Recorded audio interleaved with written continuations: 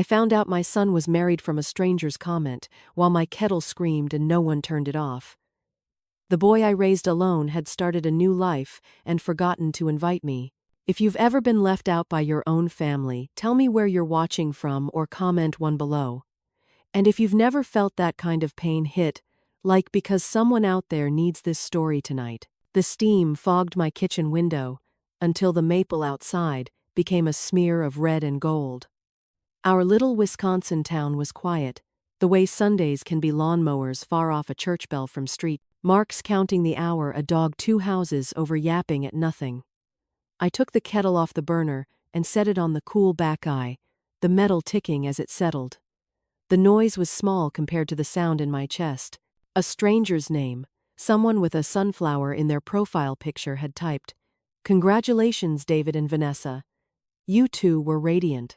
Underneath it, another best day of my life, with a white dress emoji, and there was my son in a tuxedo that fit him too well, smiling in a way I hadn't seen since his father died. Vanessa's head rested against his shoulder, bouquet like a cloud between them. Behind them, a rented arch of eucalyptus and white roses. A lake I couldn't place. 48 comments, and not a single one asked where I was. People think betrayal arrives as shouting. Sometimes it arrives carrying a ring light and a planner. Months ago, over coffee, she'd insisted on paying for with her points. Vanessa had looked at me with a polished kindness and said, "Some things work better when we keep them simple." It sounded harmless, like trimming a shopping list. I didn't understand that simple meant fewer chairs. I poured tea the way Dennis liked it, strong, no sugar, and slid his old watch farther up my wrist so I wouldn't drip on the leather band. It still keeps time better than the phone David gave me 2 Christmases ago. The kitchen smelled faintly of cedar from the cabinets he'd built when we couldn't afford new, a clean, dry scent that always felt like a promise. On the fridge, a magnet held a photograph of David at 8 years old. One front tooth missing, cheeks full of victory over a Little League game. I touched the edge of that picture and tried to anchor myself to a version of us that didn't hurt. I opened Messenger and typed, "Congratulations, sweetheart. I'm so happy for you." Then I deleted sweetheart because it tasted like begging. I sat there, cursor blinking, and erased the whole line. I didn't know which thing would be worse, sending the message or wondering forever whether I should have. My phone buzzed. Margaret came, the syrupy voice of my neighbor Trish. I just saw the photos. Oh my gosh, she looked like a magazine. You must be so proud. I pressed the phone between my cheek and shoulder and stared at the island countertop, Dennis sanded by hand. I thought about the nights I stayed up with David, when he had crouped the vaporizer, hissing like a small dragon. Our couch, a ship in a storm. Proud wasn't the word I had, but I didn't correct her. "Yes," I said. "It's a big day." My voice sounded as if it had been borrowed from someone polite.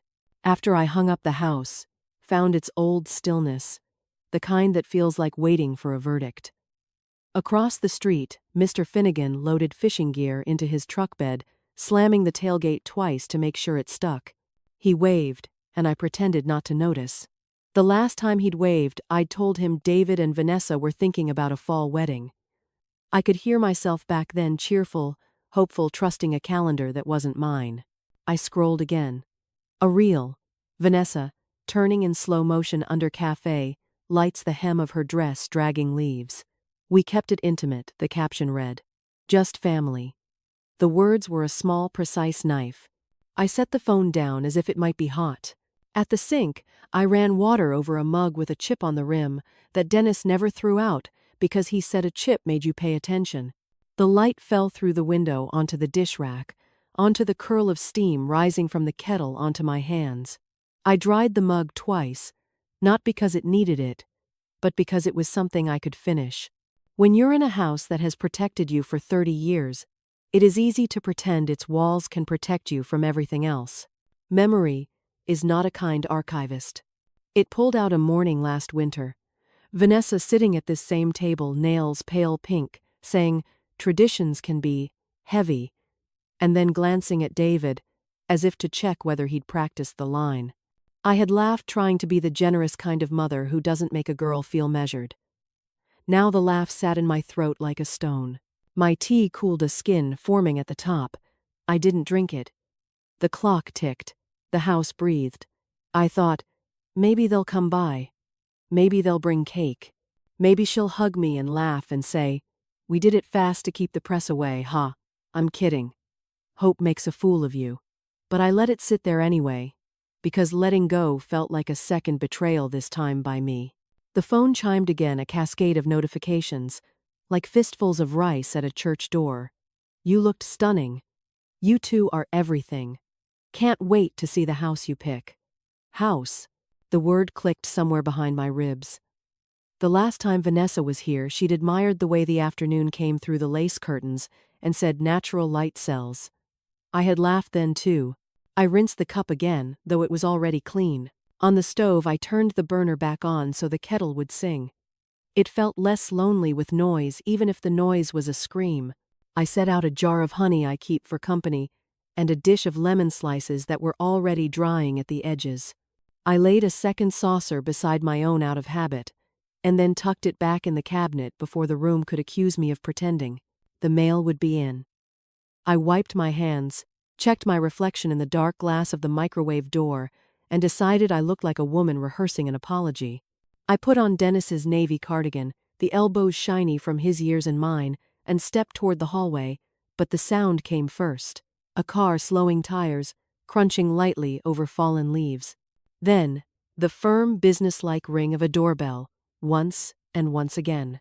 For a moment I stayed where I was silly as a child in hide and seek, breath held as if silence could make whoever it was go away. The bell rang a third time, polite but insistent. I tucked a loose strand of hair behind my ear. I didn't know what I was afraid of, only that fear had entered the house and was standing with me in the kitchen, adjusting its cuffs. My steps sounded too loud to me as I crossed the floor. The wood sighed under my weight the way old floors do, generous with their complaints. Through the window pane, a blur of blue, the uniformed kind, not a policeman, not a delivery driver I recognized. Clipboard, messenger bag, efficient posture. I reached for the knob and paused, fingers on cold brass, a childish thought flashing, maybe it's David. Maybe he sent someone to bring me to a second celebration I'd failed to understand. I opened the door. The man checked my name, mispronounced it, corrected himself, and handed me a thick windowed envelope. The paper was heavy, in a way that said this was not a greeting. The kind of weight that could tip a day from one version of your life to another. His smile was professional, the kind used on people who might cry. "Signature?" he asked. I signed. He touched the brim of an imaginary hat and left. The air he let in smelled like wet leaves and exhaust. I stood in the doorway a second longer, as if the sky might offer instructions. Then I stepped back into my house, into the cedar and the clock and the cooling kettle, and looked at the block letters printed across the cellophane window. Doorbell. Courier delivers an envelope addressed to the former Mrs. Hill. When I opened the envelope, the paper smelled faintly of toner and arrogance. Hill property title transfer.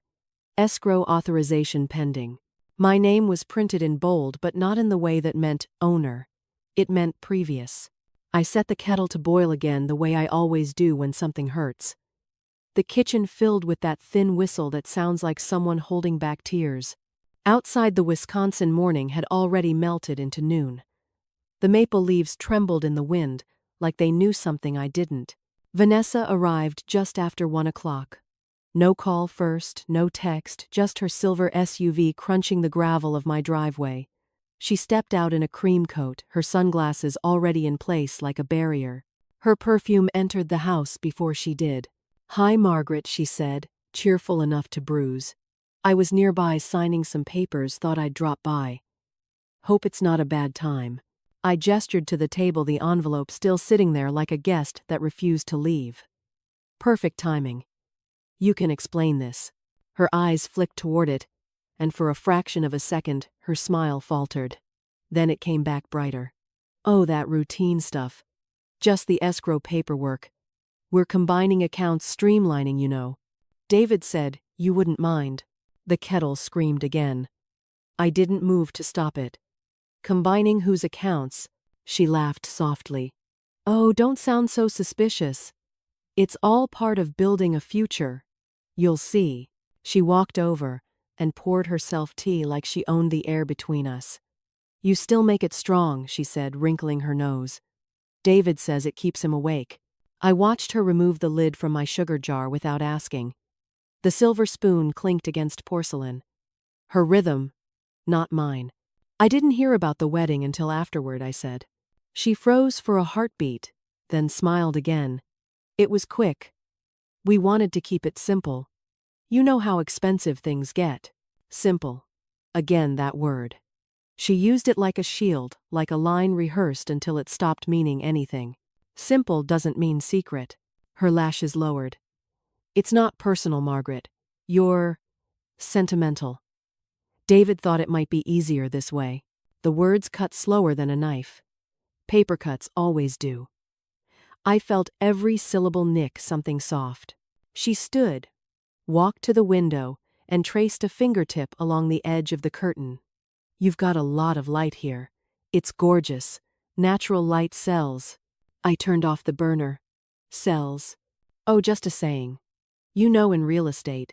She said it like I was the one being dramatic. I sat down. And this escrow transfer, does it also mean selling this house? Her smile thinned. Not selling, just updating ownership, banks like clear titles. It's safer for everyone. Everyone but me. The silence afterward felt like dust settling. Then her phone buzzed. She glanced at it and slipped it into her purse. Listen, I'm running late. David's waiting. Could you sign that form at the bottom? It's just acknowledgement. She slid the paper across the table toward me. My name typed neatly above a line that expected my surrender. I'll have someone look at it, I said. Oh, don't be like that. It's just a formality. David already signed. I looked at the signature. His handwriting steady, confident, wasn't his at all.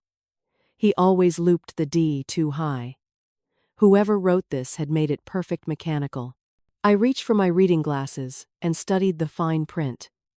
A notary stamp number faded, issued in 2012. 10 years old. You said you were just signing papers nearby, I said quietly. Was it this one? She tilted her head, smile softening like melted wax. You're overthinking again. Then why is the notary expired? Her lips parted but no sound came. Then with astonishing speed she gathered the folder, slid it into her bag and said, I'll double-check with the title company. The kettle had cooled, but I could still hear the ghost of its scream in the pipes. I think you should, I said. She paused at the door.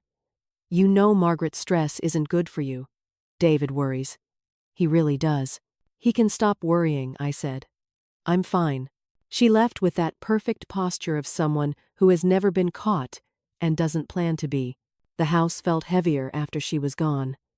I sat down staring at the small wet ring her cup had left on the table, perfectly centered like a mark claiming the space. I opened the drawer beneath the counter and pulled out the old printer Dennis had once called our secret weapon. He'd used it for bills, tax returns, everything that required proof. I scanned the top page of her folder before she left, pretending the machine was broken. The copy now slid out warm into my hands. I read the header again, Hill Property. Warranty deed transfer. Authorized by power of attorney Dennis Hill. The date below the signature was from last year. Dennis had been gone almost 5. I touched the printed name like it might bleed. My chest went cold. That night I couldn't sleep. The house creaked under its own memories. Every sound made me think of her laughter, that bright metallic ring that filled rooms like perfume you couldn't wash off. I sat at the kitchen table with the copy in front of me, the clock ticking its steady verdict. Dennis had always said, keep the originals in your name. It had sounded paranoid back then. Now it sounded like prophecy. I turned the page over and saw the faint blue impression of another notary seal, barely visible, like someone had pressed too hard while faking it. At 3 a.m., I made another cup of tea. The window over the sink framed the moon thin and hard like a coin. I whispered to the dark, "What are you trying to do to me?" No answer. Came only the low hum of the refrigerator and the soft tap of branches against glass. By morning, I'd decided to call Tom Graves. He used to live 3 doors down before his wife passed. A retired lawyer who still wore suits to the grocery store. He'd once helped Dennis with our mortgage paperwork. He'd know what this meant. I placed the folder in a plastic sleeve, the way you'd handle evidence, and tucked it inside my purse. The driveway was still wet from last night's rain. My Buick started with a reluctant cough, the same sound I made when I had too much on my chest. As I backed out, I saw Vanessa's SUV parked halfway down the street, engine off, windshield gleaming. She wasn't looking at me, but the phone in her hand caught the morning light like a blade. I couldn't tell if she was calling David or watching to see what I'd do next. I didn't wave. Some things are better left unread. The last page of the document fluttered on the passenger seat, catching a sliver of sunlight. That's when I saw it, the same signature, Dennis's name, dated after he died. The morning I drove to Tom's house, fog still clung to the fields like sleep that refused to end. The Buick groaned on the incline. Every mile felt like a test of will. Mine, not the car's. I had placed the copied papers inside a manila envelope and set it on the passenger seat as if it were a living thing that might try to escape. Tom Graves lived 3 blocks from the old post office in a white bungalow with navy shutters and a porch swing that hadn't moved since his wife passed. He was the kind of man who ironed his shirts even when he had nowhere to go.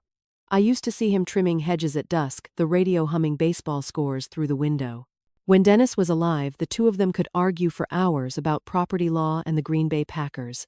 When he opened the door that morning, he squinted into the light, like he'd been expecting a ghost. "Margaret," he said, voice gravelly from disuse. "It's been too long." I tried to smile.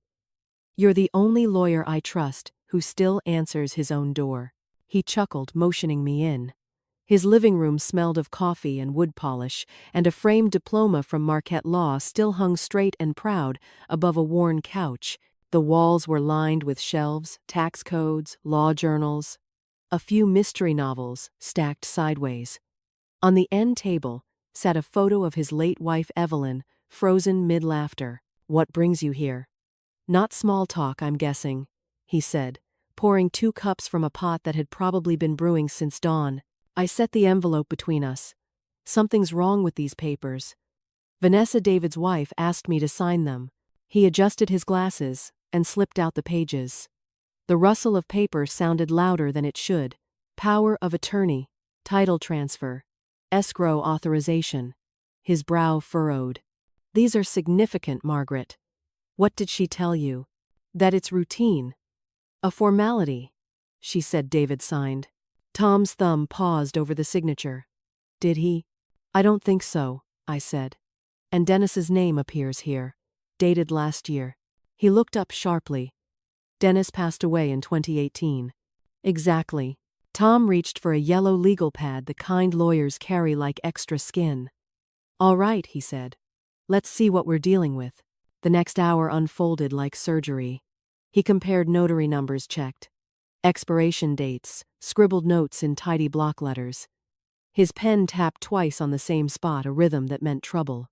"This notary ID," he muttered, "expired in 2013. Whoever reused it was lazy. They didn't even bother checking the registry." I felt something like nausea crawl up my throat. "So it's fake. It's worse than fake. It's forged. And if it's recorded, it could transfer the deed before you even know it." I clutched my cup too hard. "How long would that take?" "Depends how far along the escrow is. Maybe a few days. Maybe less." The room seemed to tilt. I stared at the papers, at the calm looping signatures that looked so much like Dennis's, his hand steady, even when his heart was failing. "She copied his signature," I whispered. "She practiced it." Tom leaned back, fingers steepled. "Vanessa, you said? And your son's involved?" "He signed something too," I said, "but I think she told him it was insurance paperwork." Tom nodded slowly. "I've seen this pattern before. Someone charming, confident, finds a way to take control of assets before anyone notices.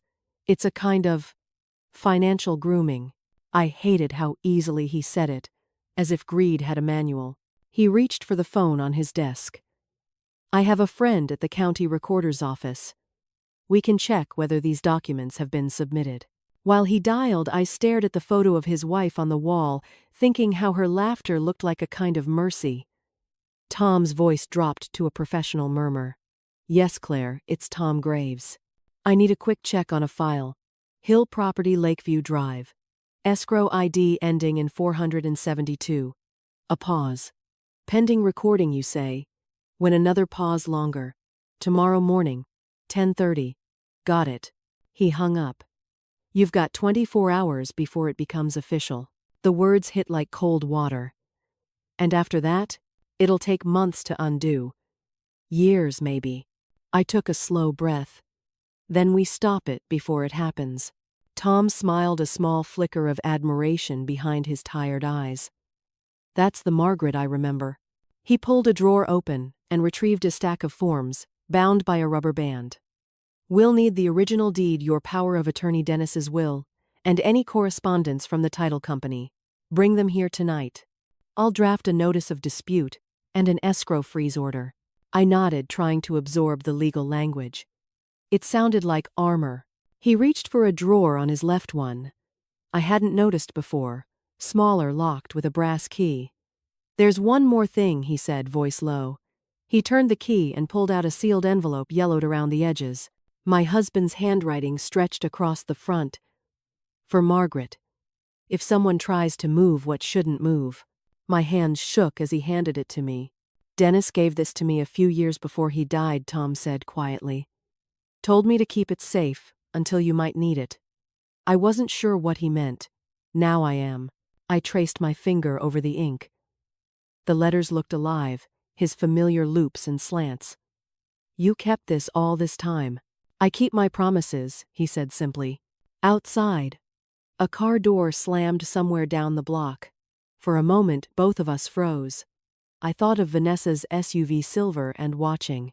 Tom glanced toward the window. You should go. Don't tell anyone you came here. I'll file the freeze notice at dawn. I slipped the envelope into my purse, heart pounding like it was trying to break out. As I stepped onto the porch, the fog had lifted, leaving the world too bright, too exposed. I could see the street stretching empty, but I still felt eyes on me. At the car, I paused. My reflection in the window looked older than I remembered. Fierce, frightened, both. I started the engine. The manila folder lay on the seat beside me, the fake signatures catching the sunlight. I thought about Dennis, about how he used to say, ink doesn't lie, Maggie. People do. The road home felt shorter this time, as if the Buick knew it carried something holy. When I reached my driveway, I saw a slip of paper stuck under my front door mat. One line typed neatly without a signature. Stop digging. Some things are already decided. My throat went dry. I stepped inside, locked the door, and pulled the curtains closed. Then I set Tom's envelope on the table, unbroken, untouched for now. It was the first thing in days that felt heavier than my fear. It was the first thing in days that felt heavier than my fear. If your heart's racing right now, comment 1 below. If you've ever trusted someone and found their signature where it didn't belong, you know this feeling. Tell me your story. Maybe it'll save someone else's. I didn't open Dennis's letter right away. It sat on the table like something alive, breathing, waiting. I couldn't decide if I wanted to read it or burn it. Morning light crawled across the curtains, turning the living room into a slow confession. I made coffee I didn't drink and wiped a clean cup that didn't need wiping. The clock above the stove ticked the seconds off like a warning. 9:02 a.m. Tom said escrow would finalize at 10:30. That gave me 88 minutes to decide what kind of woman I was, one who watched her life be stolen or one who stood up before it vanished. I touched the envelope again. The flap was sealed with old glue, the paper thin as onion skin. Dennis's handwriting covered the front, steady, neat, the kind of penmanship you could trust. I slid a butter knife under the flap. The seal cracked softly like a sigh. Inside were 2 things. A folded letter and a smaller envelope unmarked, except for the word proof. I opened the letter first. Madgie, if you're reading this, something's gone wrong. I kept the Shelby papers, the stock certificates, and the safe deposit key, in a place only Tom knows. You'll find what you need there. Don't trust signatures without your own hand on them. If anyone pressures you, step back and let the law do the work. I've seen too many people lose everything because they believed love was safer than logic. If it's David, remember he's still our boy.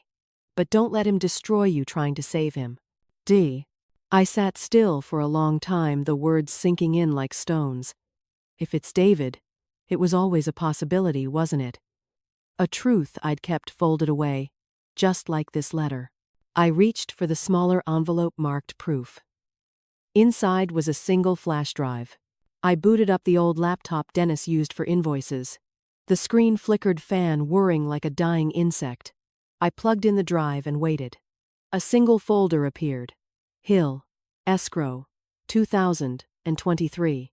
Inside PDF is voice memos, emails. I clicked one at random. An audio file crackled to life. Dennis's voice. Clear, measured. Tom, if something happens, I'm recording this. Vanessa's been asking questions about the house deed. I think she's planning something with David, though he doesn't see it yet. The recording stopped after 20 seconds. But it was enough to knock the air out of me. Dennis had seen this coming. I played the next file, a scanned email exchange between Vanessa and some man named R. Medina. She'd attached copies of property forms discussing how to push the notarization through before the bank inquiry. Forgery, conspiracy, written proof. At 9:42, my phone buzzed, a text from David. Mom, please stop whatever you're doing. You're making things worse.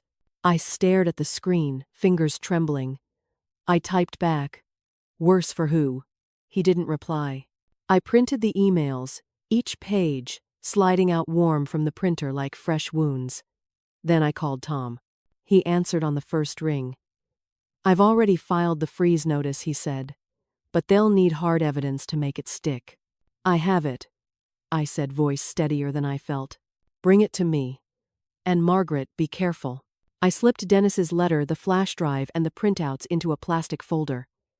My hands moved fast, mechanical. Purse keys, phone jacket. I checked the window. Vanessa's SUV wasn't there. For once, the street was empty. The drive to Tom's felt shorter this time, or maybe my mind had gone numb. Halfway down Elm Street, I noticed a black sedan behind me, close enough to see the outline of a woman in sunglasses. My chest tightened. I took a right at the next light, then another. The car followed. I pulled into the grocery store lot and parked. The sedan slowed, paused at the exit, then turned away. My pulse was still racing when I reached Tom's house. He opened the door before I could knock. Come in, he said quickly.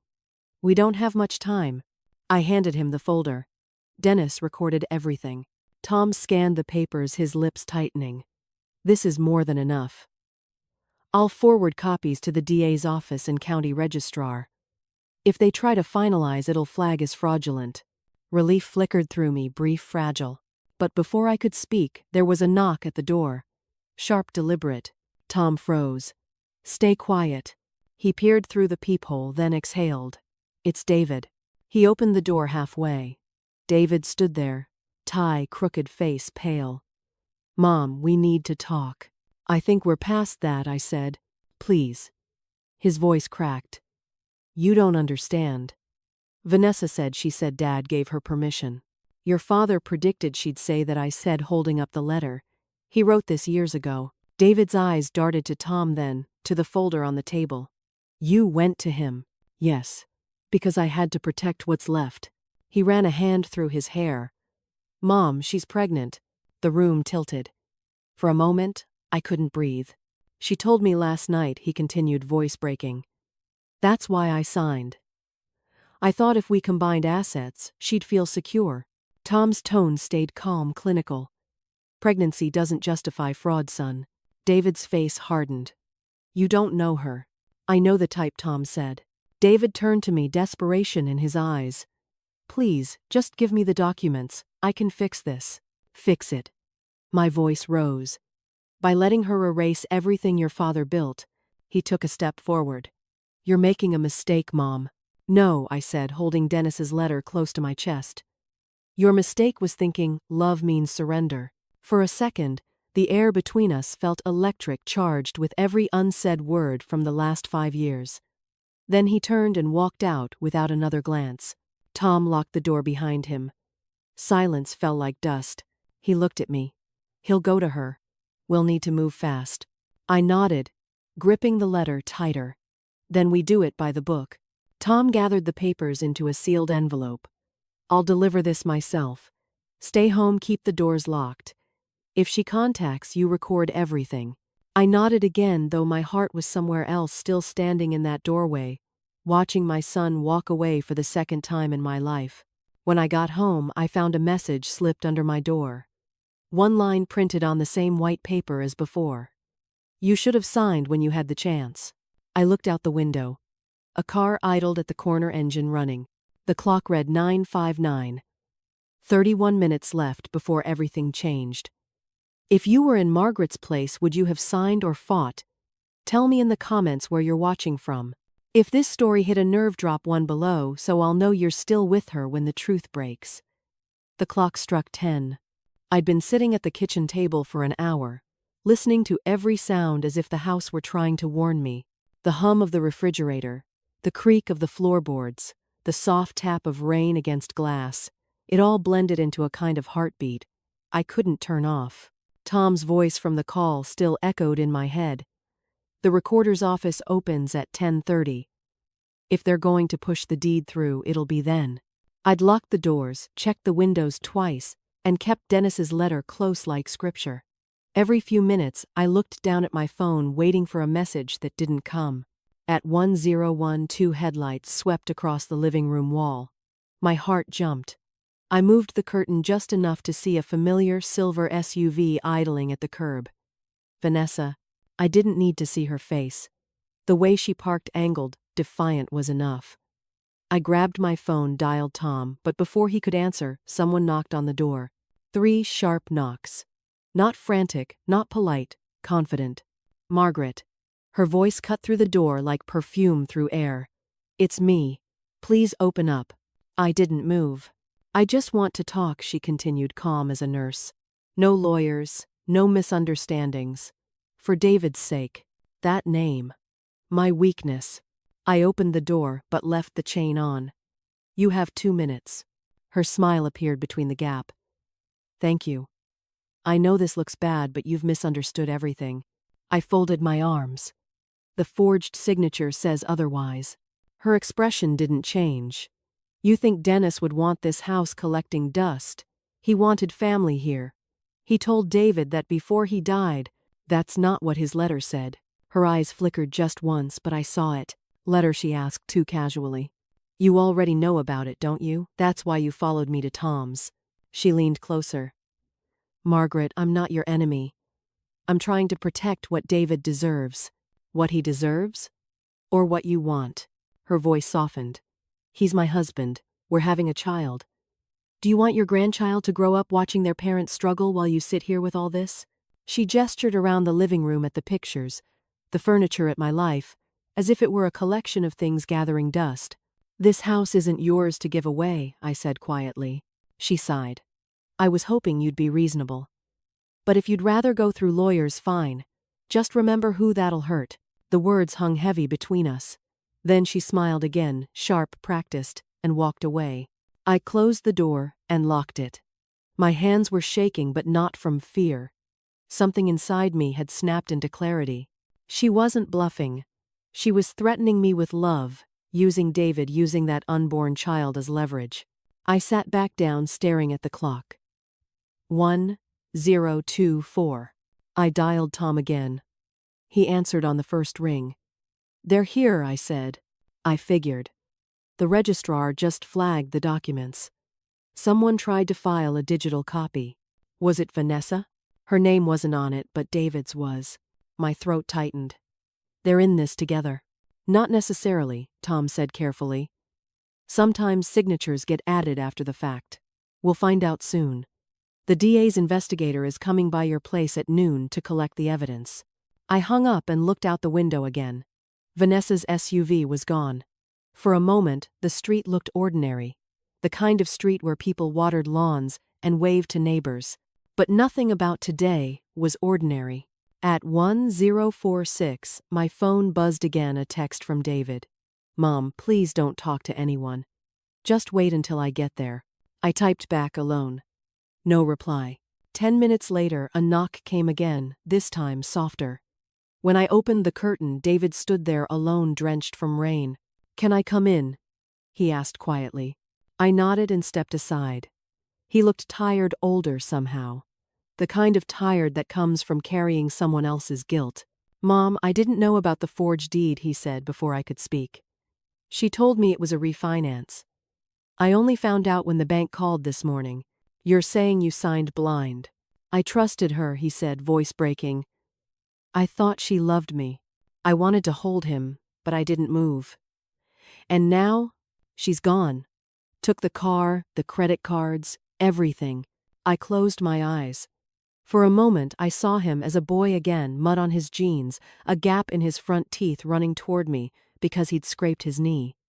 Back then, I could fix things with a Band-Aid and a kiss. Not anymore. He handed me a crumpled envelope. "This came to the house. Addressed to you." Inside was a single sheet of paper, a legal notice. "Temporary freeze denied. Documentation, pending verification." Tom's warning echoed. If they move faster, they might slip through. My heart dropped. "They denied the freeze. For now," he said.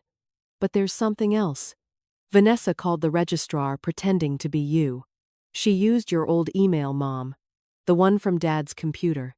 The room spun. I sat down. "How could she know that?" David swallowed hard. "Because I told her. I thought she was helping me get things organized." He buried his face in his hands. "I'm sorry. I've ruined everything." "No," I said, softly touching his arm.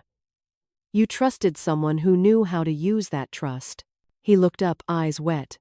"What do we do now?" "We don't panic," I said. "We fight smart.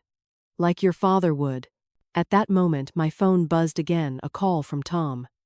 "Margaret, listen carefully," he said. "The DA's investigator just got word the system's been breached. Someone tried to upload the deed manually from a private server. They're moving fast. You need to leave the house and come here. Now." "Why?" "Because if they can't get the property digitally, they might try something else." Before I could respond, a loud engine roared outside. I went to the window, Vanessa's SUV again, screeching to a stop at the curb. David paled. "She followed me here."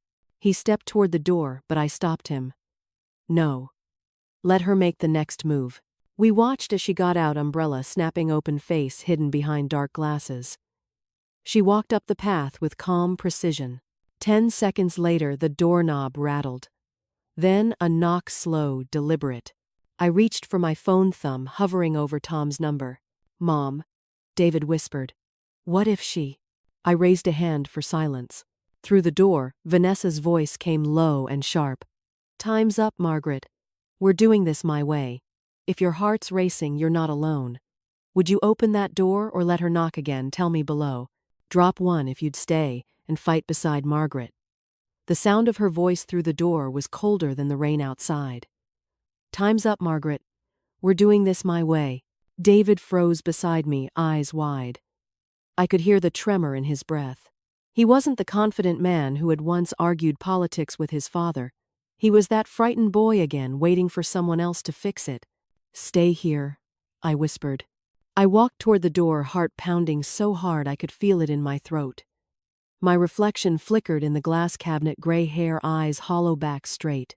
Somewhere in the hum of fear I heard Dennis's voice, steady, patient. "Don't let them see you shake, Maggie. They win when you shake."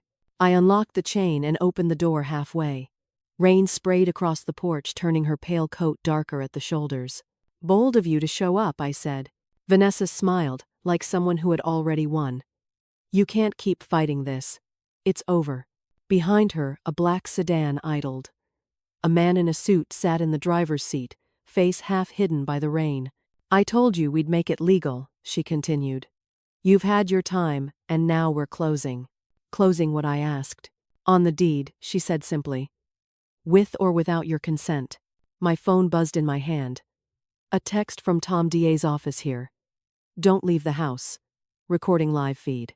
I hit the speaker icon, setting the phone on the table behind me. You want to say that again? For the record. Vanessa's jaw tightened. Don't play games. Funny, I said. That's what my husband used to say when someone tried to cheat him. Her gaze flicked past me to David standing near the hallway. David, tell her. Tell her we can fix this. Tell her to stop this madness. He took a hesitant step forward. Vanessa, please. You said you loved me, she snapped. You promised we'd build a future. I didn't promise it would be stolen, he said quietly. The man in the car opened his door, stepping out beneath an umbrella. He walked up the path, papers in hand. Mrs. Hill, he said, I'm here to finalize the transaction. Then you're at the wrong address, I said. He frowned. Excuse me. The DA's office already froze the escrow, I lied. You file that you're aiding fraud. He hesitated, looking between us. Vanessa's calm cracked for the first time. She's bluffing. Try me, I said. From my phone speaker, Tom's voice came through clear, firm, unmistakable. Mr. Randall, this is Thomas Graves, legal counsel for the Hill estate. You are being recorded. Any attempt to file falsified documents will result in immediate criminal charges. The man stepped back, muttered something, and turned toward the car. Vanessa's face drained of color. This isn't over, she hissed. It is, I said softly. For you. She stared at me, eyes blazing, rain dripping from her lashes. You think this makes you strong. You're pathetic, clinging to dead men's papers and old houses. You'll die alone in this tomb and no one will remember your name. I didn't answer. Instead, I looked at David. His eyes were wet but not from the rain. Vanessa realized it too. You told her, she whispered. You betrayed me. You betrayed yourself, he said. She raised a trembling hand, as if to slap him, but I caught her wrist midair.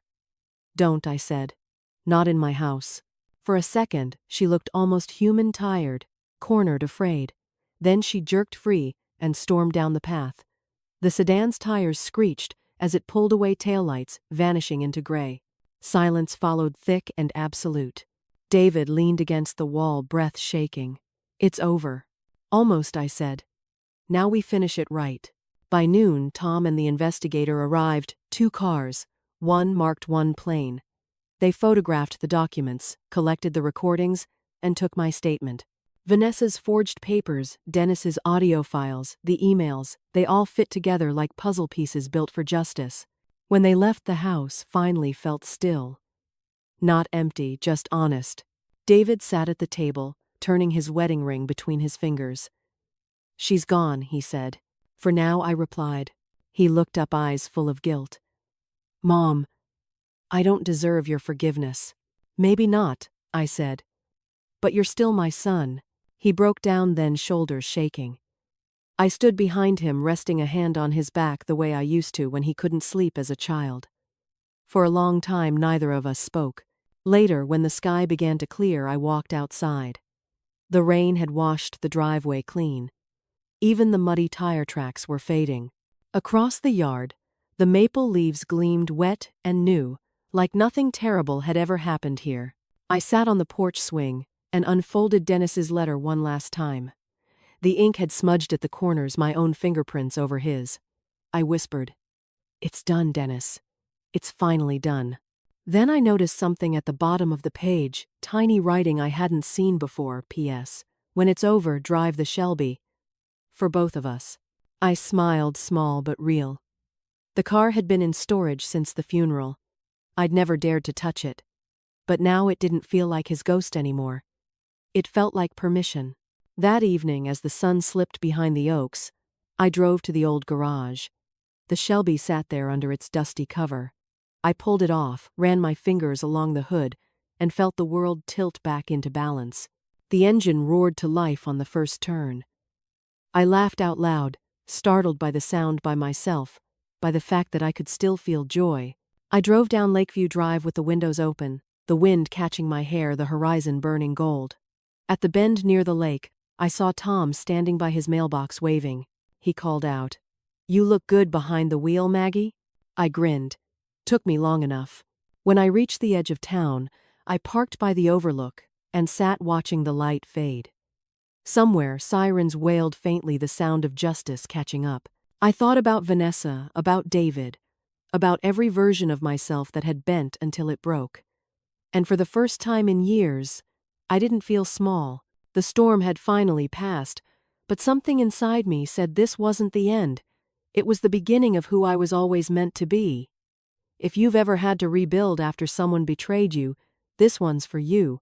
Comment 1 if you'd have fought like Margaret, or 0 if you'd have walked away. And don't forget to subscribe to Auntie Tales, because every scar has a story, and some endings deserve to be heard.